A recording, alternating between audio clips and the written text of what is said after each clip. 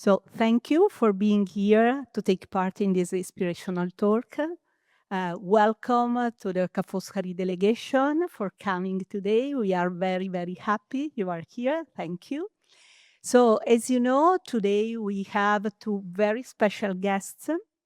Stefano Bonetti, Professor of Physics at Ca' Foscari, and Professor Carl Wieman, Professor of Physics and Education at Stanford University and Nobel Prize in Physics in 2001. So we are very grateful to Stefano for inviting Carl Wieman to discover more about our university, our model, our approach. So thank you very much. And Professor Wieman, today we talk about how education should evolve to improve their effectiveness and how it's possible to apply a scientific approach to the education of science and engineering.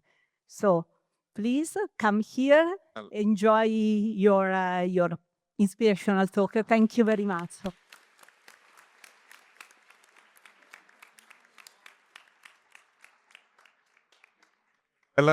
Thank you, Antonella, for introduction. I will be very short because the floor is for Professor Wieman today.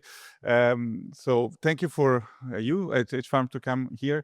It's interesting, how things happen sometimes, just because you go around and meet people. So I was very lucky that Carl Wieman was recruited at Stanford when I happened to be there. And while I was only focused on my research, in the email popped up a call for a meeting with Professor Wieman would have, would have told us, what is the new research of education, how we can teach better. I was finishing my research period there, or like, more than halfway. I said, okay, I want to stay in university, I want to become faculty. This sounds very interesting. And I think that's the first seminar, and he did a few, really change the perspective of how we should think about teaching. And since then, implemented these methods in my teaching, and I think with the great result I will tell about. So, and when I met Riccardo Donadon, and we thought about, can we work together? We are at Ca' Foscari in Venice. H-Farm is a wonderful campus here. Can we build up a program together? And this is how, this idea arrived. So chances happens, if you take them, you can build something very unique. So what we plan to build is here now a curriculum where it's only based on the methods of teaching science and engineering that are evidence-based. So it's the goal, and we will try to build this in the next year or so. So thank you for being here, and I give the floor to Professor Wieman. Thank you.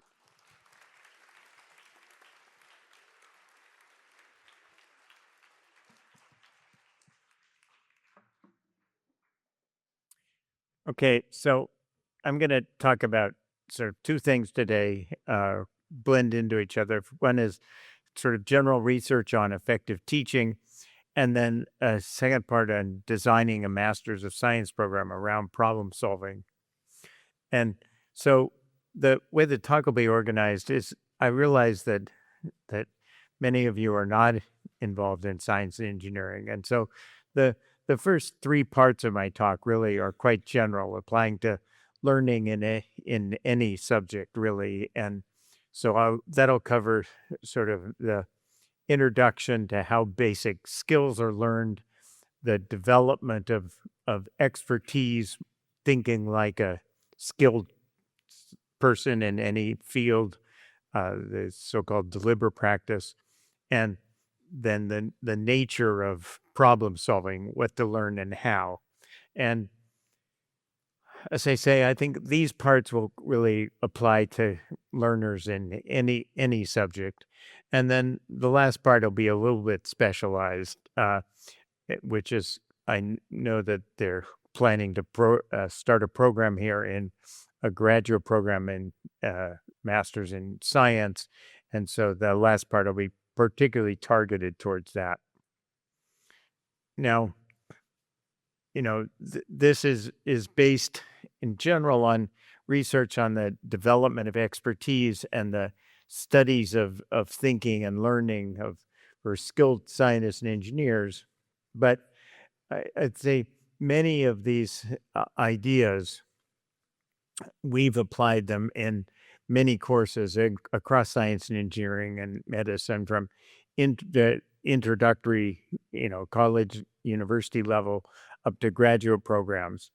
And we have data on the learning benefits of those over traditional lectures.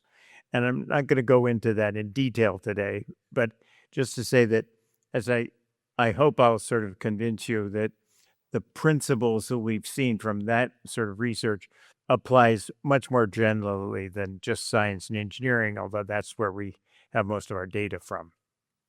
So the first issue and thing that research tells us is really how to think about how learning happens, how a skill is learned.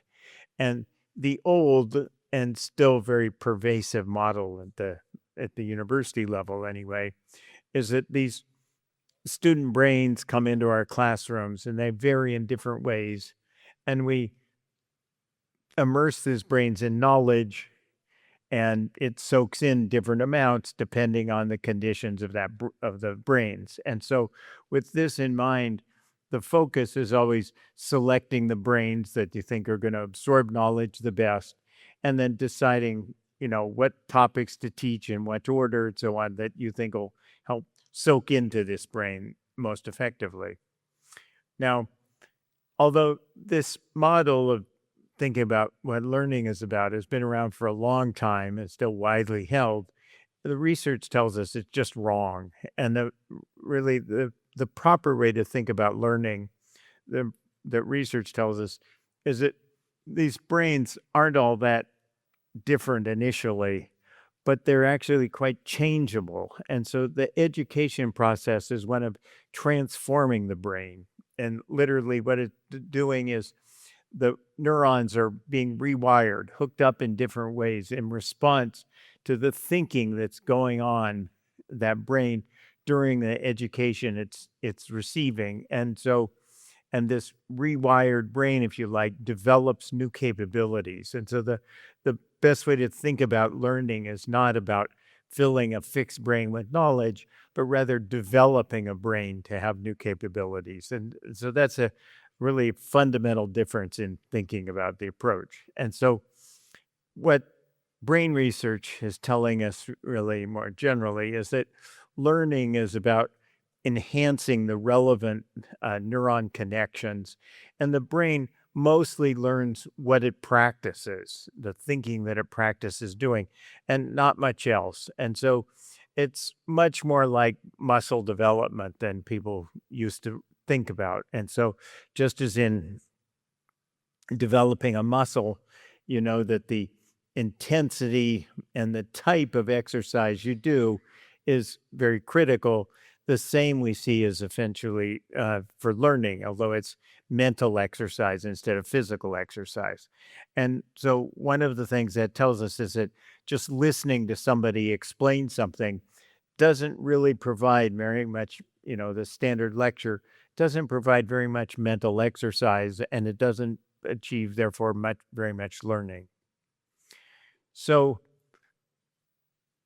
let me switch down to what we do know about what is effective learning. And if you think about the goal of every teaching in every field is to learn to think like, or think more like, what I'd say, a skilled practitioner in that subject. By that,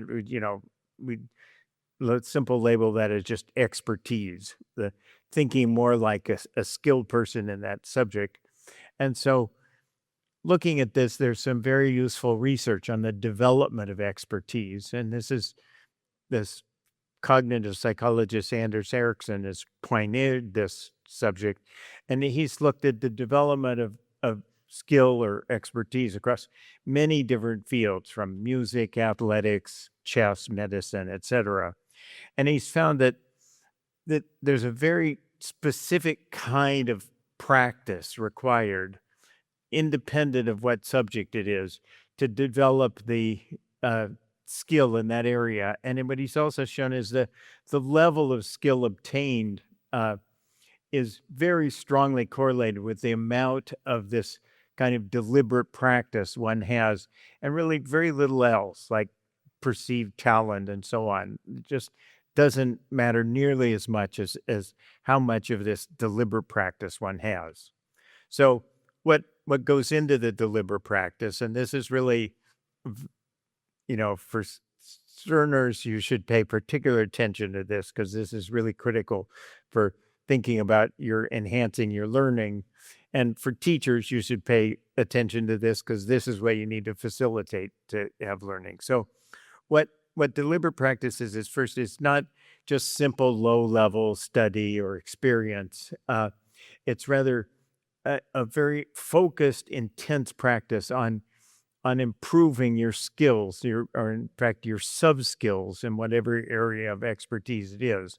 And so, this is easier to understand if you're thinking about athletics or music. They've broken the pieces down. You want to play the violin, there's how to hold your fingers, how to hold the bow, all these little sub-skills that you need to master. But you need to think about when you're learning a subject, you need to kind of figure out how to break that, or have a teacher break that subject down into these particular sub-skills that you can master them first individually and then together. And this learning requires the practice at these tasks, that the thinking you want to obtain. It has to be challenging, and so it really pushes you to get better and requires intense effort to really stretch your capabilities to master the task, to figure things out that you couldn't figure out before. And one thing that's important to realize is, because of this requirement for kind of very challenging, very demanding thinking practice, sometimes you're just going to fail, and you have to recognize that that's part of the learning process, both that it's difficult and occasionally you just won't succeed, at least at the first attempt at this. Now, but deliberate practice also involves something more than just practice. You need to get feedback on that practice, and you can get that in various forms, but usually the best way is from a teacher or coach to give you, you practice doing something, and then the teacher or coach will tell you what you're doing right to do well, and more importantly, what you could do to actually improve.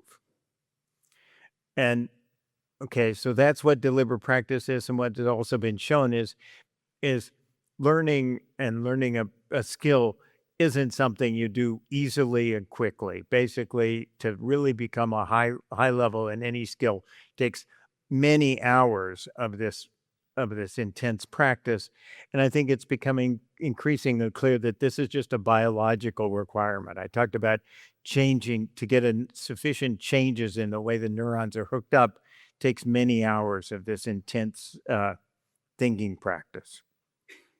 So this is basically what you need to do to learn in really any subject, and what the teachers need to facilitate in any subject to achieve good learning of that.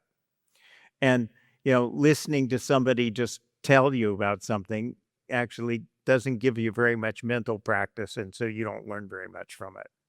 So the structure of every class, we sort of see these research-based practices that we've seen is good for pretty much every subject in every class level, is shown here, where the students do some sort of modest preparation ahead of class, maybe reading something, material or something, to give some just basic information to them.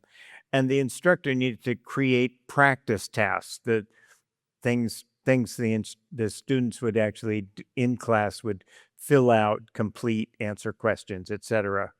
And then the instructor would, and during a class, would introduce those to the class, what the goals were for the day and the practice tasks.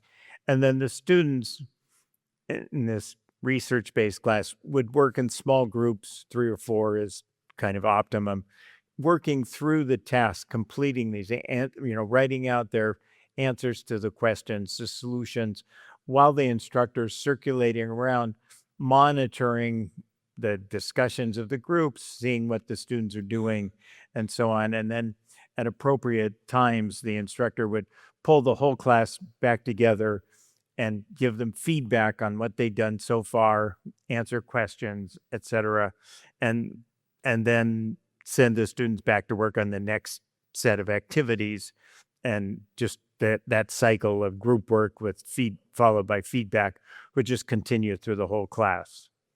And so, like I say, we've done this for many different classes now and seen the benefits. And so the essential features of teaching in this way are that the students are thinking, they're practicing the expert reasoning and knowledge that you want them to acquire. And the instructors are much more knowledgeable about how their students are thinking, what they're learning, what they're confused about, and so can be much more effective and targeted in their teaching. Okay, so I said that students need to practice thinking, and then what exactly do they need to practice? Well, we've studied in particular this in science and engineering, but I think we see that the technical expertise in those fields is about solving novel problems in the relevant subjects. I think this is true for many other subjects as well. We just haven't done the studies of this, but you look at most fields, the activity of a skilled person in that field is solving problems of various types relevant to the field. And so, certainly economics, finance, management, many of these things, I'm going to just talk about science and engineering, but this maps over very well onto those subjects. So the learning sort of, technical problem solving, learning problem solving in any subject, the traditional way of teaching this is just kind of giving a person a problem. They struggle with it. If they fail, you give them another, they try again, and try this trial and error process. But, problem solving, a technical problem, is a very complex task, involves many different aspects of thinking. And so this kind of trial and error approach to learning it is pretty inefficient. And so my group has been studying this technical expertise to provide more guidance for how to make the learning process, learning problem solving, more efficient. And so we basically examined the problem solving process of many scientists and engineers. And in our work, we showed what's the same across many different disciplines, and then what's specialized and special about each discipline. And the way we found this out was we basically looked at very successful people in science and engineering and in medicine, how they solved authentic problems in their subject. And we analyzed about 50 of these cases. And these were people from many different disciplines, like I said, and including both academic work and people from industry. And we discovered that their process of solving problems was really defined by making a set of decisions. And the thing that we were most surprised about was it was the same set of 29 decisions that applied to all these fields of science and engineering. And I've gone and looked at some other fields, some in the social sciences and history and things, and seen how actually these decisions apply in many of those other subjects as well. And so, what are these decisions that seem so general, whether things like deciding what concepts are relevant to solving the problem, deciding what information you need, how to find that information, deciding what approximations and simplifications are appropriate, deciding how to break the problem down into separate pieces to work through.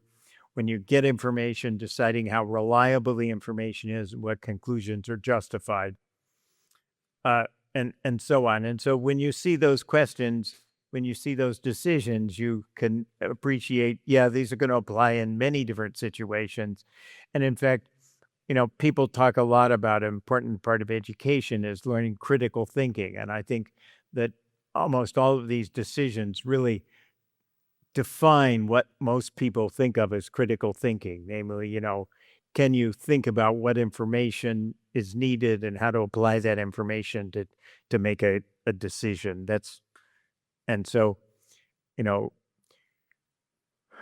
I think most of these things are really quite general thinking process that if you develop these, you're going to be kind of better at everything. Now, the particular specific decisions that we came up with these are common across all these different disciplines. What differs between one discipline and another is the context in which the decisions are made, whether it's a biology problem or a physics problem or a chemistry problem or a, electrical engineering problem. There's certain specialized information that's needed for making a decision in each of those specified uh, contexts and subjects. And so we see that people always need specialized knowledge in order to, even though the decisions are the same, they need specialized knowledge that varies from one discipline to another to actually make those decisions properly. And so the role of knowledge in this is it's what we've seen in experts is that they have their knowledge organized for making decisions. And so too much of teaching is sort of, a teacher up there giving information to students and the students sort of, hearing that information with kind of the idea well, this will be useful for you someday. But that then in the student's learner's brain, that knowledge just kind of sits there. We talk about inert knowledge. It sits there. They don't really realize when and how to use that knowledge for anything. And so it's not really very useful. And so what makes knowledge much more useful is learning it and to not just learn knowledge, but to know when and how that knowledge is useful to be applied to solve problems. And so the best way to learn knowledge is in the context of when and how it is to be used. And so if you're a student and your teacher's telling you a bunch of knowledge, you should always be asking yourself or the teacher, when is this going to be used? How is this going to be used to actually for solving some problem? Because basically pretty much all knowledge has been created or found as a way to solve problems of certain types. And so, you want to learn things first by getting the problem first and then learning the knowledge as needed to solve the problem and having that organized in your brain in that way. Now, people talk a lot these days about interdisciplinary knowledge and the significance of it.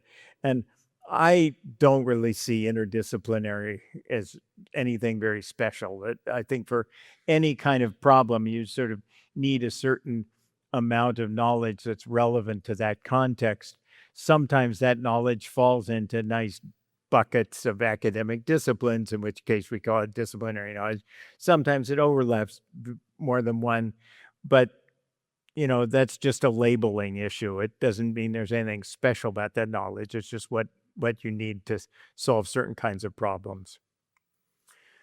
Okay, so I've talked about these 29 decisions are so critical for learning problem solving. And so here's the whole list. And I'm going to give you a minute to read through this list, because to think about in your subject, whatever you're learning, how many of these are used, how many of them are needed, and in your courses and learning, how many of them are you getting practice at using them? So I'll give you a minute to read them and then I'll go on. Okay, so you've gotten a chance to see some of these. I'll just sort of say that I think that all of these are essential in technical problem solving, and the sort of they represent kind of the sub skills that you need to practice, the individual decisions, breaking the problem solving down into these individual decisions and making these decisions on separately is a simpler, clearer way to understand how to learn to solve problems. I want to particularly draw your attention to 23 through 26 here, these reflection decisions. These are really critical decisions because these are kind of the error correction decisions. These are the decisions where you think about, is this the right way to be solving this problem? Or am I doing something wrong? I should take a different approach. Or is there a better way to do it than what I'm doing? Or am I making incorrect am I assuming things that aren't true here? And I stress these, like I say, there's kind of the error correcting decisions, but there are also decisions that are less likely to make. We don't really encourage students to make those kinds of decisions very often, and they're really critical. And so as a student, you should really kind of actively practice trying to think about those things, and teachers, you should have practice at this. Okay, so I'm going to just finish up now with the ideas of how to apply what I've just told you about sort of research on learning, a very quick overview to ideas about designing a graduate program in science. And as I say, these individual decisions I see are the pieces of problem-solving expertise. And so these you want to think about as applying to all of the tracks you'd have in a science program here as practicing them. And you want a better way to learn problem solving for students in this track would be to consistently practice making these decisions through their courses in their program. And so I'd argue that you want to have all courses in the program sort of have this consistent framework of decisions that you'd practice and in students working on things in class, on homework and exams, etc. And then, learning the knowledge, the specialized knowledge as needed, relevant to the different contexts of the problems, so that, as an instructor, you'd create practice problems that involve making all these decisions, but also involve specialized knowledge if you wanted to focus on biology or electrical engineering, etc. And so this would have, I'd argue, you want to have structure all the courses around this common framework of decisions to making, and just laying out sort of how a framework of this might look. You'd have there's certain decisions involved in framing, given any problem students encounter, they'd make these decisions about framing the problem, deciding, this involved exactly what they're trying to solve for, what information's needed and how to narrow the problem down, etc. And then they'd have a set of decisions they'd make that involve the planning the solution. What the list of decisions here involve things like breaking the problem down, thinking about what aspects are most difficult, what information's needed, how you're going to get information, etc. And then there's decisions involving in the execution of the problem, making the set of decisions here about, how to represent information, deciding how believable it is, what conclusions are appropriate, what's the best solution, etc. And then there's the reflection and communication, and our studies of experts say, okay, an important part is these reflection decisions I already talked about of, is there a better way to do this? Am I doing things wrong? But there's also decisions about how to, part of the problem solving process, once you get to authentic, real problems that people are going to solve, there's also a key part of the problem solving is also the communication of the results. And so that's reflected in decisions about communicating.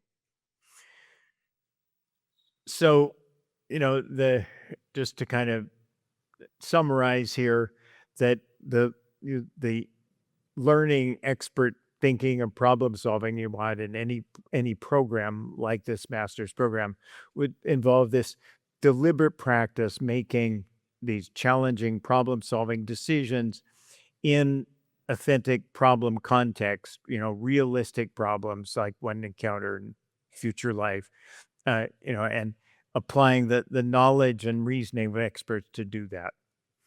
And the, you do this by having students do practice tasks that are challenging but and difficult, but still possible for the learners.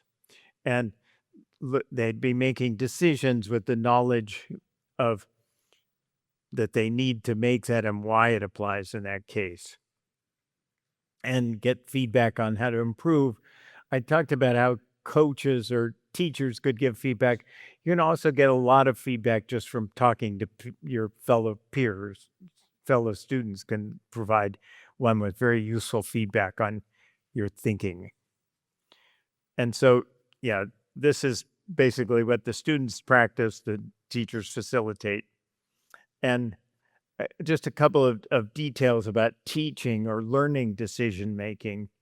That we did some studies where we compared telling students what the decision should be, essentially telling them the answers they need to make, versus prompting them to be practicing, telling me, you need to make this decision. What do you think that decision should be? And we found that the groups that had to practice making the decisions themselves were enormously better later on at making in future problems in making those decisions. And so this is like a lesson for both instructors and students, that you want to be making sure you're practicing decisions, you're having your students practice decisions. Okay, and then I'm going to finish up with one more detail about how the brain works. And this is something that's very well studied in cognitive science about how the memory works, but not very well known to teachers and students, but it's very relevant to your learning. So the basic idea is that memory is made up of two parts. There's what's called the long-term memory, which is what most of us think of when we hear the term memory. It's got very long duration. You remember things for years, if not decades, and it's got enormous capacity. You remember very many things.